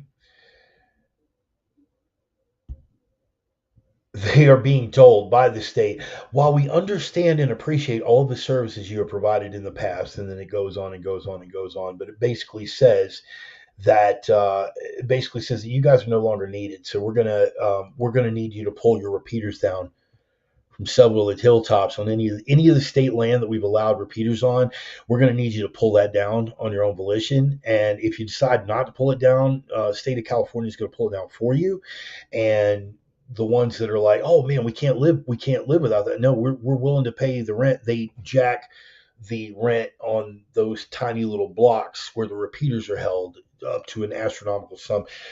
The de facto end is killing the ham communication.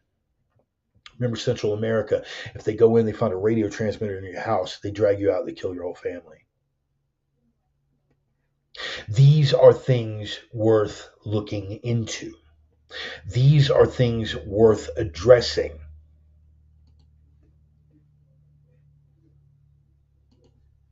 Particularly getting back to what I promised to touch on earlier about getting your house in order. Steve, you were there back in 2021 when I was. Thank you, Steve. I love it. Rule number one. Steve, you were watching the sermon back in 2021 when I first went into getting your ham, getting your skill set, getting your GMRS, getting all these backup communications. I'm going to go further now. Shortwave, shortwave, and AM and FM transmitters, and this is something that used to be. God bless you, Ryan. God bless you. Yeah, before Ryan gets out of here, let me address that, guys. Several of you have asked.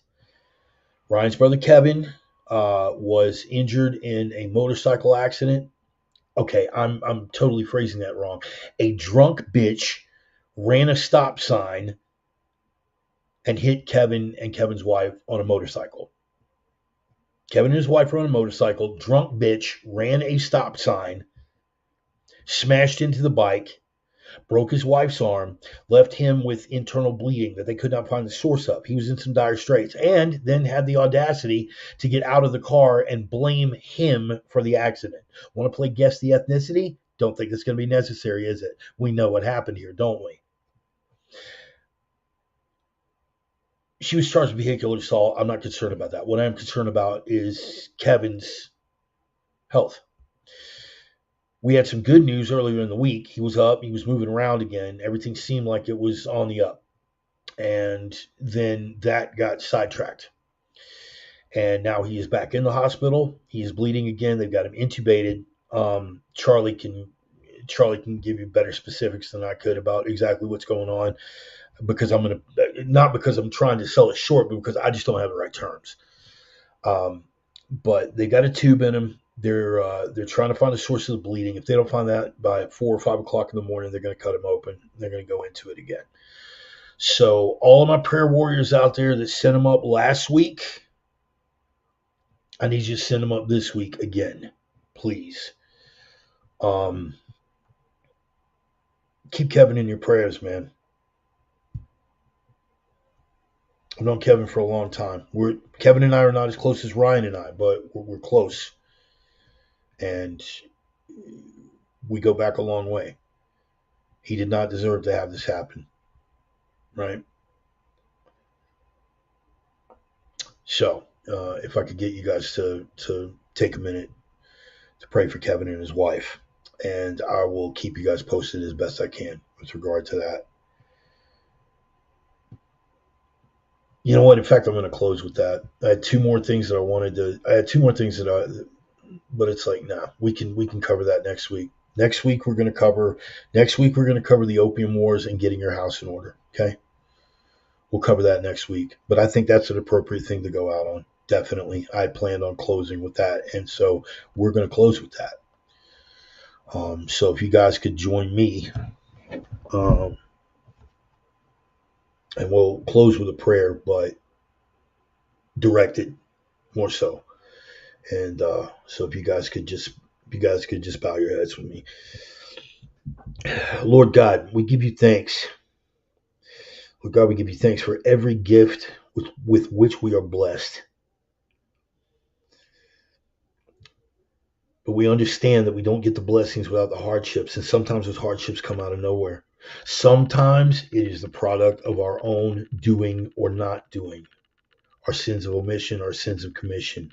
And sometimes it just comes right out of the blue. We don't know how any of that fits into your divine plan. I can't speak to how any of this would work into any sort of fabric. But I know whatever it is, you are in control. And what I ask is that Kevin and his wife be brought closer together by this incident. I ask that Kevin come out of this, first of all, healthy and in as good a repair as that high mileage body is capable of at this point. But I ask that you keep your guiding protective hand over them through this adversity. I ask that you watch for my brother Ryan and how this affects him, his stress, and the trepidation that he's got to be feeling, seeing his brother up against it like that. I ask that you watch over him. Moreover, Lord, I ask your guidance for all of us. I ask your guidance for all of us to be able to weather those adversities that come our way and to take whatever lesson that we can from it. If there is even a lesson to be had, that we have the clarity and discernment to take that lesson. And if there is no lesson to be had, if it is just a test of our strength or something to make us stronger, that we can walk away from it stronger, that we can hold our heads high. And Lord, for myself, I ask that you make me a better vessel for your will and your word here in this world. I ask you to bless everyone that's turned out tonight and all those people who are praying right now for Kevin and his wife with me. That you keep your hand over them, Lord. And that if they are walking in the light, keep them on the path of truth. And if they're walking on the path of truth, that you help me to bring them to the light, Lord. That's what I ask. We're all up against it. We've all got our own journey. We're all up against it. We've all got our own cross to bear. Help us to understand the distinction and to be able to lay down that burden and pick up that cross. Pray these things in the name of the risen Christ whom I ever serve. Amen. Appreciate you guys, man. Appreciate everybody sending up prayers for Kevin and his wife. Again, guys, it's not catastrophic. You know what I mean? We're not in that hanging on by a thread phase yet, but it could go sideways, man. You're dealing with internal bleeding, and this is something that cannot be taken lightly. And so for all of my brothers of faith out there, thank you for sending up prayers for Brother Kevin and for Brother Ryan as well, because that can't be easy. It can't be easy when, it's one thing to stare at somebody and Ryan and Kevin, to be fair, Kevin and Ryan and I have all seen more than our fair share of violence and its results than any civilian has a right to. But it's very, very different when it's your family, bro. It's very, very different when it's your family. So thank you, everybody, for sending prayers up. I appreciate that.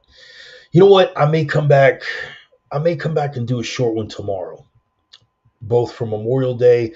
We're going to catch those last two. We're going to catch those last two bullet points, and we're going to do a little testament to the bravery of the fallen tomorrow. I think we're going to do that. So watch the Facebook page. Keep an eye out. Advise everybody. If you guys Excuse me. I'm going to pass around that digital collection plate. If you guys feel like kicking something down, that's cool. Remember, folks, anytime I ask, this is a labor of love for me, man. It's a labor of love, and it's my therapy. It's those two things.